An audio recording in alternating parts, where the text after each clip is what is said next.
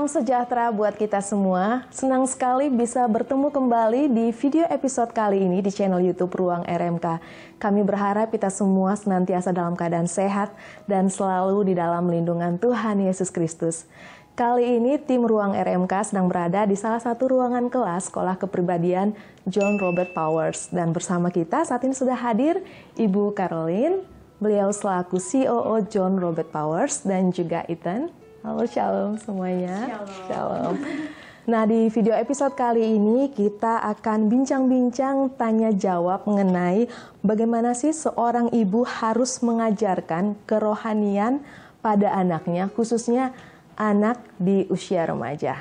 Jadi mau langsung aja nih Bu Caroline. Kita tahu ya, masa pandemi ini kan sudah berlangsung cukup lama. Betul, sudah 1 tahun ya. Benar-benar banget. Dan anak-anak sekarang kan lebih untuk mendapatkan kerohaniannya itu dari live streaming, melalui gadget mereka, televisi. Benar. Jadi udah nggak ada lagi ketemu langsung dengan pembinanya atau gembalanya untuk tanya jawab gitu. Padahal kita tahu anak-anak di usia remaja biasanya itu usia-usia yang punya pertanyaan yang sangat kritis banget ya, penuh dengan banyak pertanyaan-pertanyaan. Betul. Kadang mungkin kaget, aduh kok ada pertanyaan seperti ini ya. Dan mau nggak mau karena di rumah orang tua harus siap nih dengan pertanyaan-pertanyaan yang diajukan oleh anak-anaknya. Benar. Dan kita tahu nggak semua orang tua nih punya kemampuan untuk mengajar, menjelaskan. Jadi gimana nih Bu Caroline, kalau dari sisi seorang ibu, bagaimana mengedukasi anak, khususnya untuk anak di usia remaja? Nah, bicara tentang parenting, ini bukan hal yang mudah ya, bukan hal yang gampang juga, apalagi di saat-saat masa pandemik seperti ini. Kenapa? Karena banyak orang tua juga sudah penuh dengan pekerjaan, hektik, ya kan? Karena dengan pandemik ini mau nggak mau usaha dari setiap orang tua kan bergejolak. Ya, hampir sebagian besar lah ya, 70% lah, itu berpengaruh dan menggoncangkan setiap kita, khususnya para orang tua, sehingga ketika harus mendidik anak lagi untuk masalah kayak parenting gitu, buat mereka udahlah nggak perlu deh, ya kan, biar aja deh, toh sudah bisa live streaming, mereka bisa sekarang, mereka mau belajar apa aja justru mereka terbuka. Nah, cuma ini yang menjadi bahaya sekali justru karena walaupun ibaratnya gini, ketika mereka buka Google lah ya, atau buka YouTube, kadang kan suka muncul tuh yang tidak diundang, seperti contoh-contoh pornografi, ya kan, terus kemudian film-film yang memang tidak selayaknya untuk ditonton oleh anak-anak gitu kan ya, apalagi anak remaja. Nah seperti itu. Tapi aku tuh belajar dari firman Tuhan, apapun kondisi yang terjadi saat ini, baik itu pandemik maupun tidak pandemik, tetap orang tua itu punya kewajiban untuk mendidik. Jadi kita harus garis bawahi bahwa orang tua itu punya peran penting, karena mendidik anak itu adalah tugas mulia. Itu kita harus garis bawahi. Jadi jangan kita punya anak terus kemudian ya udah guru sekolah minggu gitu kan ya, atau misalnya pelayan Tuhan aja nih, tugasnya para pelayan Tuhan, tuh mereka melayani Tuhan, mereka full timer gitu. Kita kayak melimpahkan tugas kita sebagai orang tua itu ke mereka. Jadi ini mau pandemik mau tidak pandemik, kita harus sepakat nih satu persepsi bahwa orang tua itu wajib mendidik anak mereka apapun kondisi yang dialami. Jadi tidak boleh beralasan, oh karena masalah berat, udahlah saya nggak perlu mendidik anak saya, nggak sempat, sibuk, dan lain sebagainya. Dan banyak orang tua yang selalu memberikan alasan, saya terlalu sibuk. Nah akhirnya dia nggak bisa melihat progres perkembangan anak dia. Padahal tadi sudah saya katakan bahwa mendidik itu adalah tugas yang sangat mulia. Kenapa? Kejadian pasal 1, kan Tuhan bilang apa? Baiknya kita menciptakan manusia serupa dengan gambar Allah. Biar dia bisa apa? Mempunyai beranak cucu, ya kan? Emangnya cuma beranak cucu? Kagak lah, ya kan? Nggak bisa cuma beranak cucu. Tapi itu ada pesan lagi bahwa kita bukan hanya beranak cucu, tapi kita harus memberikan apa? Keturunan ilahi. Berarti keturunan ilahi, berarti harus ada apa? Didikan di dalamnya, ya. Nah, makanya demikian di dalam Amsal pasal 29 ayat 17 dikatakan bahwa didiklah anakmu, maka ia akan memberikan ketentraman kepadamu dan mendatangkan sukacita kepadamu. Jadi ayat ini dengan jelas mengungkapkan bahwa Tuhan memberikan tanggung jawab kepada orang tua untuk mendidik dan membentuk kerohanian anak-anak dalam keluarga. Ini udah jelas, ya kan? Jadi udah wajib hitungannya. Nah, sehingga yang kita harus lakukan sebagai orang tua adalah mendidik itu supaya mendatangkan suatu ketentraman. Karena buat saya, didikan kepada anak itu akan jauh lebih powerful ketimbang dia mendapatkan didikan itu dari lingkungan luar. Karena kenapa? Ketika kita bisa mendidik anak kita bisa mengajar anak kita, mereka akan terbuka dengan kita. Apalagi di usia remaja ya. Usia remaja itu adalah ada satu perkembangan yang berkembang. Salah satu adalah perkembangan intelektual mereka. Bagaimana pola pikir mereka yang secara logis. Jadi kadang kita orang tua suka ngalami nggak sih? Kalau saya sih ngalamin ya. Yang misalnya ada pertanyaan yang, kamu ini tanya apa sih? Aduh, mama itu susah loh tahu jawabnya. Nah, kadang begitu. Jadi pertanyaan yang contoh misalnya nggak usah kita pungkiri. Contoh misalnya saya kapan hari sempat bertanya, Koh, kamu sama anak saya nih ya, saya tanya dia, Koh, kamu udah ada pacar belum sih? Terus dia jawab apa? Emangnya kita perlu punya pacar? Gitu. Padahal sebenarnya saya menggali bagaimana rasa ingin tahu saya. Kira-kira dia sudah punya, ada orang yang dia senangi nggak sih? Gitu. Dia jawabnya apa? Dia jawabnya gini, kalau misalnya Koko tidak menikah, boleh nggak? Nah loh, saya bingung. Hah? Waduh, saya jawabnya apa nih? Satu sisi, mau jawab, bingung juga gitu kan. Ntar saya salah jawab lagi. Tapi tiba-tiba saya diberikan saya berdoa dalam hati saya bilang, Tuhan, saya harus jawab apa gitu dengan pertanyaan ini gitu. Buat saya, ini nggak mudah. Nah ini buat saya pertanyaan kritis dan kita orang tua harus peka dengan hal seperti ini. Kenapa? Coba misalnya dia bilang begitu tadi jawabnya, emangnya kita perlu menikah gitu. Satu sisi saya khawatir nggak worry. Kenapa? Zaman sekarang LGBT gitu kan, bisa-bisa, waduh anak saya habis nonton apa gitu kan ya. Tapi buat saya dengan kekritisan seperti itu jadi tantangan buat saya, PR buat saya sebagai orang tua untuk membuka hati dan pikiran saya, oh anak saya ini saya arahkan harus kemana seperti itu. Nah jadi dengan pertanyaan dia, dengan jawaban dia seperti itu dan pertanyaan seperti itu akhirnya saya menjawabnya seperti ini. Oke, tidak harus, saya bilang gitu. Kenapa? Saya tanya dulu ke dia, menurut kamu bagaimana? Jadi sebelum saya jawab, saya tanya dulu lagi sama dia, menurut kamu perlu atau enggak? Atau bolehkah? Atau wajibkah? Menurut kamu bagaimana? Nah, di situ akhirnya dengan saya bertanya balik, kita jadi punya diskusi. Diskusi tentang yang namanya seks. Diskusi tentang yang namanya gender, diskusi tentang yang namanya komunikasi, diskusi tentang yang namanya masa depan. Nah, itu momen buat saya secara heart to heart dengan anak saya, untuk saya dia bisa terbuka dengan saya dan saya juga bisa terbuka dengan dia. Sehingga kita jadi mengerti pola pikir dia.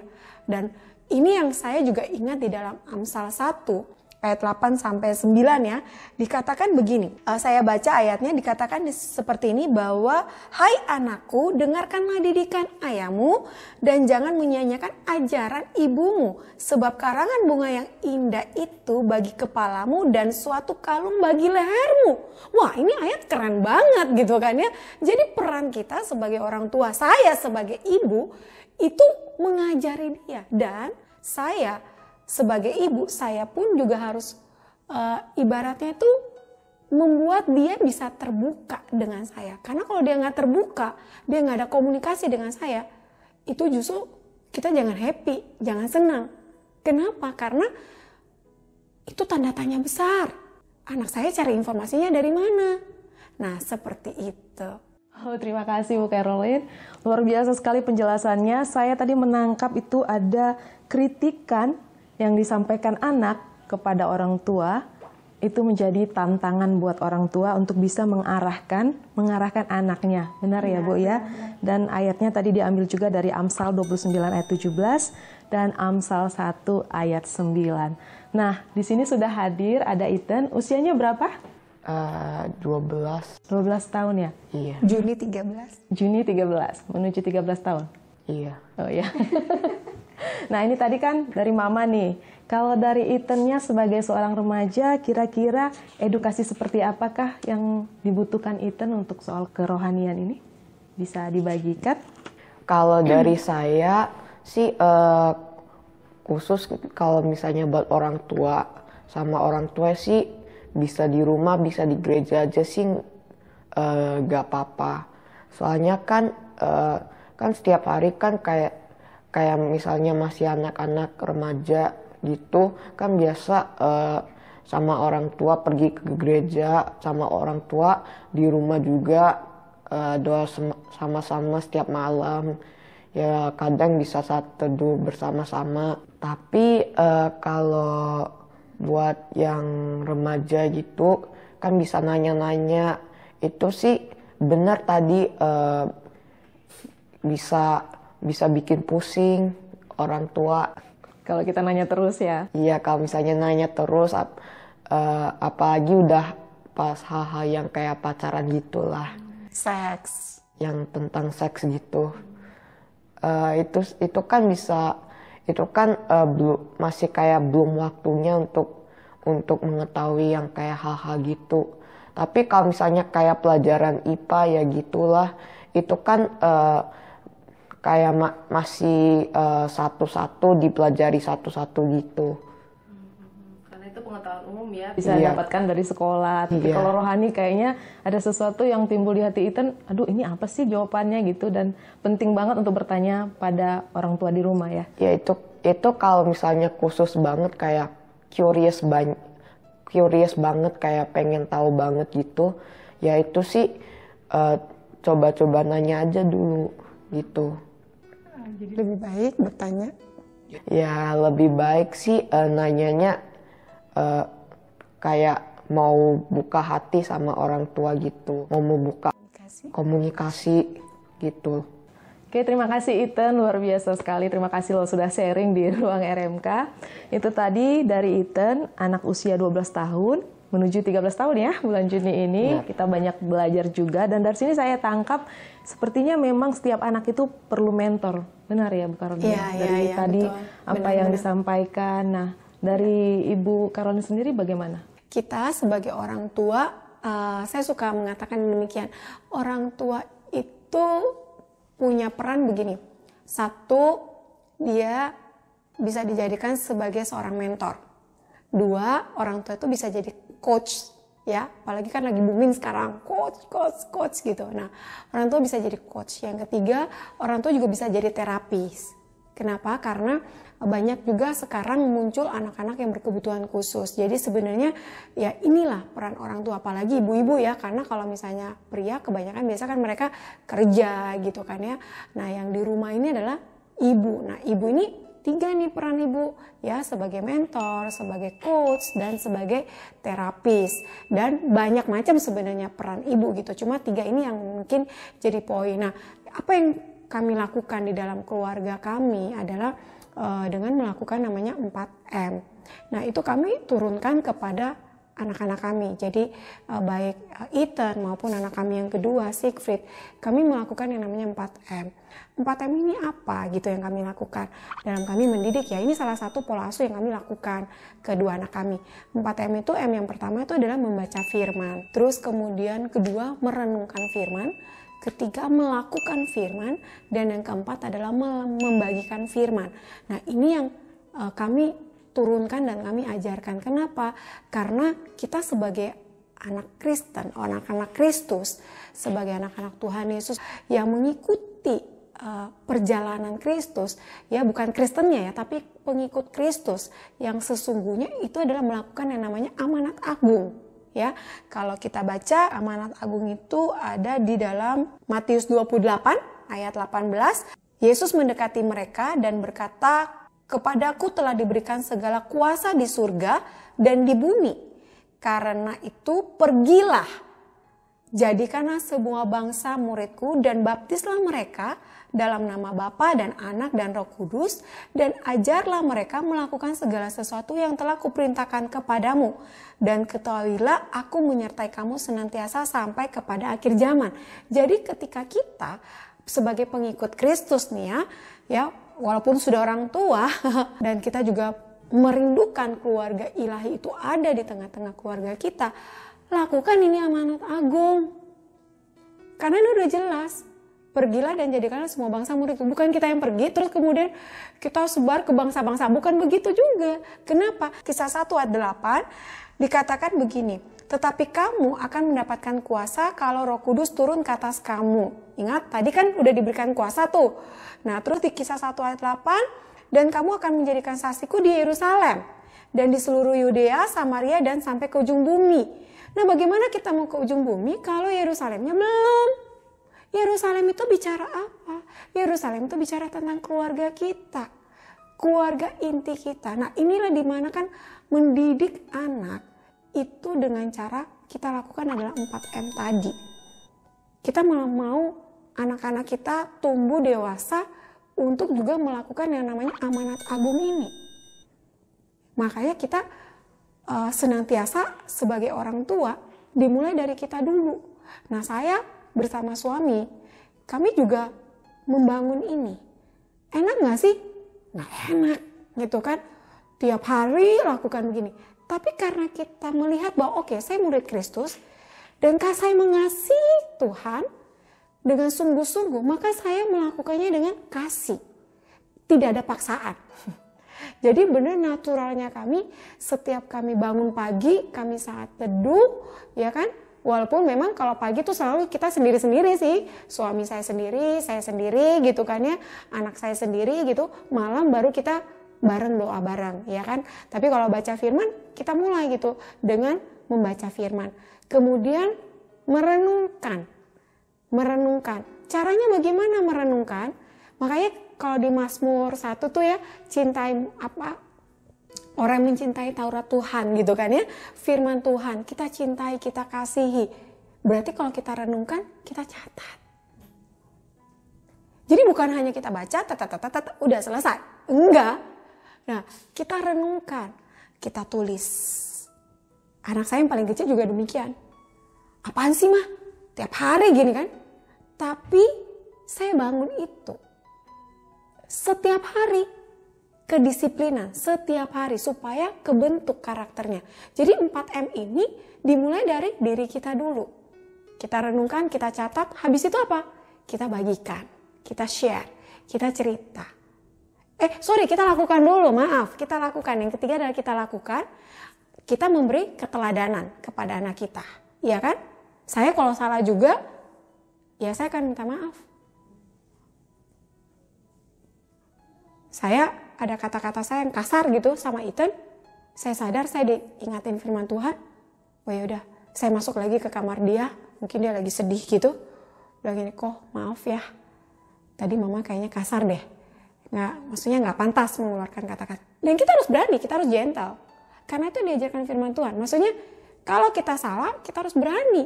Dan bukan berarti terus kita menjatuhkan harga diri kita. Nah, orang tua kan kadang egonya tinggi nih ya. Aku kan orang tua ini. Pokoknya anak diem nih, dengerin nih. Udah jangan ngomong gitu. Tapi ketika kita melakukan firman Tuhan, berarti kita sama mereka, apalagi remaja, kita udah jadi pertemanan. Udah jadi partner. Ya kalau kita salah, kita minta maaf. Nggak rugi kok. Justru ketika kita minta maaf, mereka akan jauh lebih respect dengan kita. Mereka akan jauh lebih mengasihi kita. Ethan itu dulu gak kayak gitu. Maksudnya waktu dia kecil, dia kan anaknya cuek banget gitu. Anak saya tuh cuek banget. Suruh ngomong itu susah banget. Jadi perlu ditanya baru dia jawab. Perlu ditanya baru dia jawab gitu. Tapi ketika saya terus melakukan pendekatan dengan dia. Sekarang tiap pagi kalau dia udah bangun, good morning mama, mamanya dicium, di-kiss gitu, dipeluk gitu, mamanya lagi masak. Nah, buat saya sebagai orang tua, very happy nggak? Happy banget gitu. Tapi buat saya itu nggak akan jadi seperti ini kalau tidak ada taburan tadi itu. Dengan mementor mereka, yang mengajar mereka dengan cara apa? Mementor, coaching gitu kan ya. Saya juga memakai teknik coaching. Akhir-akhir ini saya lagi memakai cara saya meng-coach anak saya, apalagi dia remaja gitu. Saya juga takut dong kalau dia sampai lari mendapatkan informasi dari luar. Lebih baik dia mendapatkan informasi dengan kami orang tua supaya aman. Itu sih. Baru setelah itu membagikan. Nah, apa yang saya dapat dari firman Tuhan, kalau saya lagi jalan berdua sama dia gitu di mobil gitu, saya suka pakai ilustrasi.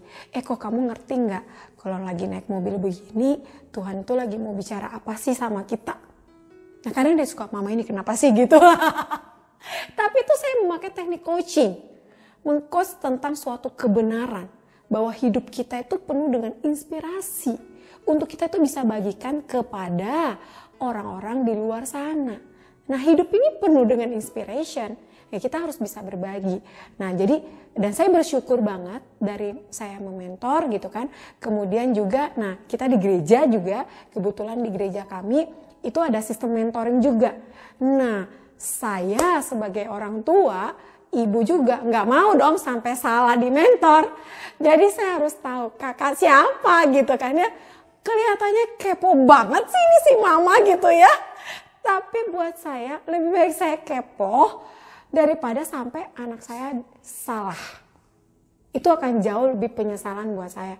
Karena buat saya anak adalah aset terbesar yang Tuhan berikan. Harta yang paling besar yang Tuhan berikan dan Tuhan percayakan buat kami orang tua. Seperti itu. Nah, jadi ini yang harus diperhatikan. Mencari mentor buat anak. Kenapa? Kadang begini, ada tipe anak, kita harus ketahui ya, anak itu kan berbagai macam tipe. Ada tipe anak yang dia nggak bisa terbuka dengan orang tua. Nah, tapi kalau kita punya orang yang bisa kita juga percayai, bisa lewat mereka untuk supaya pesan itu didapatkan oleh kita. Nah, itu penting. Nah, itu sistem mentor juga lewat komunitas. Perlu, ya ini saran aja. Jadi orang tua tidak perlu khawatir, aduh kayaknya ribet banget ya. Tapi dimulai dengan hal terkecil aja. Baca firman bareng aja deh, sama-sama baca firman dulu misalnya. Dan itu dilakukan rutin setiap hari gitu kan ya. Jadikan suatu habit supaya dari situ pada akhirnya bisa mendapatkan makanan sama-sama. Dan saya percaya pada saat baca firman bareng, berdiskusi bareng, merenungkan bareng, akhirnya melakukan sama-sama. Dan akhirnya anak pun juga bisa berbagi dan nama Tuhan dimuliakan. Demikian. Oke, terima kasih banget ini Bu Caroline. Ya. Luar biasa sekali penjelasannya. Jadi saya tadi menangkap 4M. Ya. Jadi bukan hanya 4M protokol kesehatan yang harus diingat, tapi juga pola asuh dalam keluarga ada 4M. Membaca firman Tuhan, merenungkan firman Tuhan, melakukan firman Tuhan, dan juga membagikannya ya. Jadi kita juga menjadi pelaku firman Tuhan. Luar biasa sekali diskusi hari ini. Nah, kalau tadi dari sisi ibu, seorang ibu, di video berikutnya kami juga akan membagikan bagaimana dari pihak bapak atau seorang ayah memberikan edukasi kerohanian untuk anaknya. Pastikan Anda juga menonton video berikutnya. Terima kasih sudah menonton video ini. Jika suka, silahkan klik like, silahkan membagikan link YouTube ini kepada siapa saja yang mungkin sedang membutuhkan informasi bagaimana seorang ibu, apalagi yang single parent, untuk memberikan edukasi kerohanian pada anaknya, khususnya anak di usia remaja. Jangan lupa juga klik subscribe dan juga tanda lonceng yang ada di sebelahnya agar bisa mendapatkan informasi video terbaru di channel YouTube Ruang RMK. Terima kasih sekali lagi, sampai bertemu di video episode berikutnya. Teruslah menjadi berkat dimanapun kita berada. Tuhan Yesus memberkati. Terima kasih.